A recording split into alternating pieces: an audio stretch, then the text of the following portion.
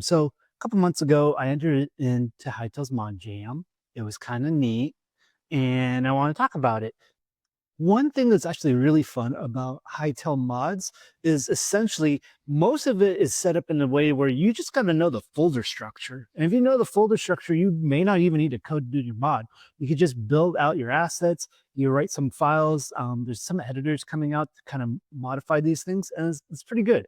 I'm a little bit older. I don't have as much free time as most people do. So I just wanted to go in and do a little thing and put it out there into the void and just have the experience of entering a mod jam.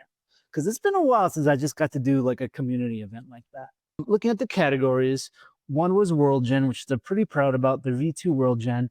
I didn't really have too much interest in this. I kind of want to visit it later on. Like I do have some ideas for World Gen, but for this event, I was just like, eh. The thing was that it was kind of dinosaur themed, and I thought that was cool, but I'm not, I'm not the dinosaur kind of autistic, I guess. So that left one of two categories, either the mini games or the trader volumes. And I was kind of interested in the mini games. The theme was horror, and I kind of had a little bit of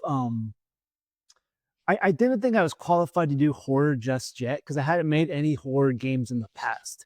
I made a lot of little like schmutzy like promotional games. I've done stuff for some of the movie theaters back in the days where you'd go online, you play like a little like 10-minute game. So like it seemed like mini games would fit for me, but it didn't really fit like it didn't really feel like the horror category would work for me. So that kind of led me to trigger volumes, and I had some ideas about that. I wanted to do something that was kind of like not so much a giant puzzle, but something very simple, something that was very just easy going on the eyes, and something that you could just stumble across. So I was kind of thinking back to like Breath of the Wild. There's like little, not quite shrines, but little like I guess they're like little statues that you could leave an apple and you kind of unlock like a little puzzle. So I was like, I could do that. I could make something simple like that. It's because I was only interested in trigger volumes and making something very simplistic that I could get done after work in the evenings.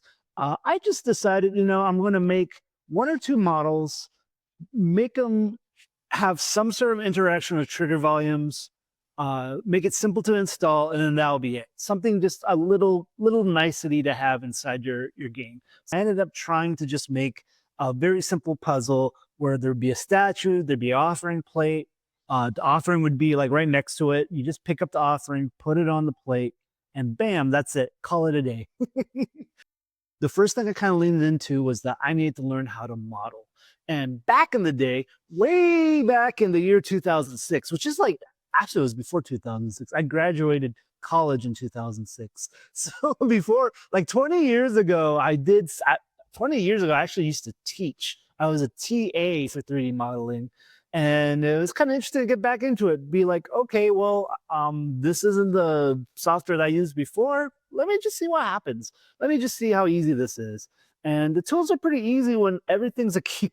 I started going into Blockbench, and I've never actually used Blockbench before. This is the first time I was trying to make my own models. So I realized there was a word for what I was looking for, which is kind of like a wayside shrine, something you would find in your travels. And you kind of see them in the US a little bit, but they kind of take a different form. I didn't really want to do something that was more of a modern religious aspect, but something that kind of seemed ancient.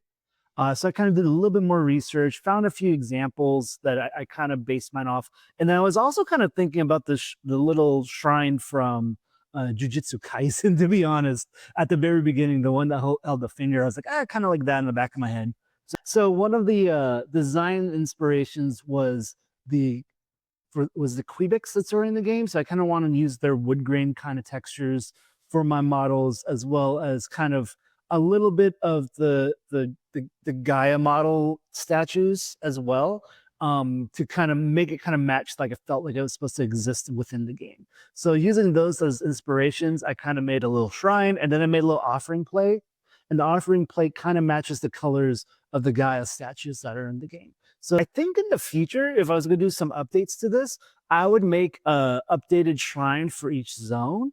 I noticed there's some other mods that already do that. Like there's a merchant mod where the merchant changes per zone. There's a kobold mod where each zone has their own kind of flavor of kobold, which I thought was really cool.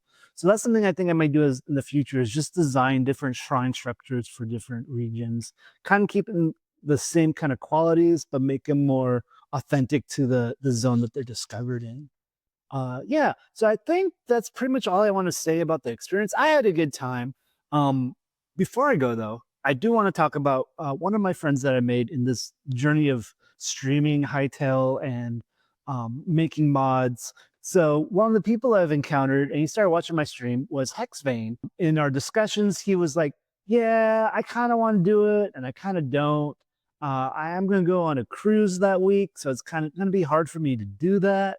And I was like, okay, that's cool. That's fine. You know, I get it. You do your thing, enjoy your cruise. And then as I was showing him like screenshots and showing him my progress on my stream of like, here's my models, here's what I'm making for the Mod Jam, he got FOMO. He got a bit of FOMO. So then he decided that he was going to enter as well. And he had an idea of just a series of mini games. So I was like, okay, cool. He's not going to enter my category. He's going to do the mini game category, and the bastard got second place. The bastard got second place. He wasn't even going to enter, and then like he got second place. And what was funny is like immediately after they picked the finalists, I get a message from him, and he's like, so I'm on the boat right now, and I kind of need to get interviewed. Could you like just help with the interview? And like I let them know it's cool. I told them that it's cool that you're gonna help me. I just can't do it from the boat. And I was like, yeah, buddy, sure, whatever you need. I can help with that. And surprisingly, he did it from the boat. He brought a laptop on his cruise. So he actually brought a laptop on his cruise and went ahead, found some Wi-Fi, was able to do it himself, built a little booth to show off Rafe Busters, and I think he even did the interview on the cruise ship. I don't even remember. He might have did it immediately after, but I thought it was kind of funny because he was like, I need a little plan just in case I can't do this, but he ended up just doing it on the boat. Who brings a laptop on a cruise? I guess Hexbane does. Anywho, so yeah, that was my experience. I thought it was pretty fun. I got to learn Blockbench. I got to make a few models. I got to learn a little bit more about making ores because ultimately I made the tray and ore so that you could place an apple on it without really doing much coding. Whoa! I'm on a bouncy ball, guys. I'm on a yoga ball. That's I wonder if you're wondering why I was like moving around so much. I'm on a yoga ball. So hopefully I'll see more people in the future doing mods. And yeah, check out my stream. I stream 3 times a week. It's my hobby. The way I see it, I treat it as a virtual Ren fair. So if you don't show up, I'm just gonna be there doing my thing. Thank you, everybody. I'll see you around. Bye bye. Bye bye. Bye bye.